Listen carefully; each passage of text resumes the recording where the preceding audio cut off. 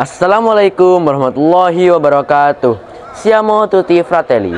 Perkenalkan, nama saya Akram Kamasda Haris dari PM Ermadia SMPN 1 Bangkalan. Dan pada hari ini saya akan menjelaskan apa itu donor darah. Nah, teman-teman kan pasti pernah mendengar apa itu donor darah dan siapa yang bisa menerima donor darah, apa syarat-syaratnya, dan bagaimana itu. Nah, ini saya akan menjelaskan apa itu donor darah terlebih dahulu. Nah, donor darah adalah menyumbangkan darah untuk maksud dan tujuan transfusi darah. Nah, itu kan baik ya, itu untuk mendonorkan darah. Tetapi pasti ada beberapa yang bertanya, apakah yang disebut itu transfusi darah? Nah, transfusi darah adalah proses pemindahan darah dari seorang yang sehat dan memenuhi persyaratan untuk diberikan kepada orang yang lebih membutuhkan darahnya. Nah, siapa yang memberikan darah tersebut?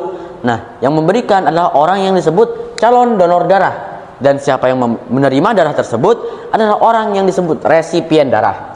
Nah, pasti saat dalam topik donor darah, pasti kalian pernah dengar tentang golongan darah. Nah, saya akan menjelaskan dulu apa itu golongan darah tersebut.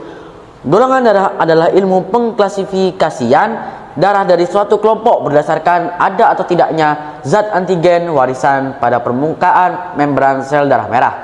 Nah, dalam pergolongan darah ini ada 4 macam golongan darah yang digunakan oleh tubuh manusia, yaitu golongan darah A, golongan darah B, golongan darah AB, dan golongan darah O. Nah, ada juga resus yang memiliki 2 positif dan 2 negatif. Nah, ada juga yang disebut dengan donor darah tindakan sukarela. Apakah kalian tahu apa yang disebut? Nah, itu donor darah tindakan sukarela ada 2 macam, yaitu donor darah sukarela atau DDS dan donor darah pengganti DDP. Dan donor darah sukarela maksudnya adalah seorang yang calon donor darah yang diberikan secara sukarela dan tidak diharuskan. Tetapi donor darah pengganti adalah seorang yang memberikan dana donor darah untuk kerabatnya.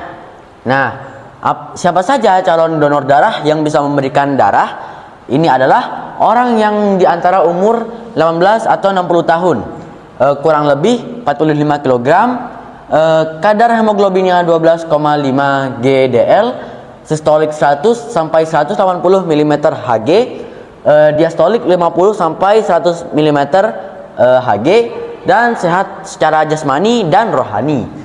Nah, juga tidak boleh orang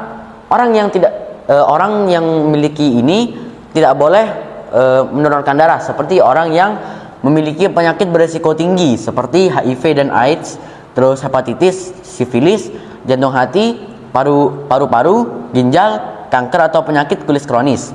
Dan juga bagi wanita yang sedang hamil, haid atau menyusui tidak diperkenankan untuk mendonorkan darahnya. Nah, ada juga beberapa manfaat menjadi DDS, yaitu mendapatkan kepuasan batin, kesehatan kita menjadi. Setelah mendengarkan yang saya telah jelaskan, kalian itu kan PM Ermadia. Nah, peran dalam PM Ermadia adalah untuk mengajak orang-orang yang sudah dapat mendonorkan darah mereka untuk mendonorkan darah ke markas PMI yang terdekat, agar mereka itu membantui orang lain dan membantui diri sendiri. Nah, juga kesimpulannya adalah kita sebagai manusia harus ingin membantu orang lain dalam bagaimana caranya, dan salah satu caranya adalah mendonorkan darah. Karena mendonorkan darah kita dapat membantu orang yang lebih membutuhkan darah kita. Terima kasih.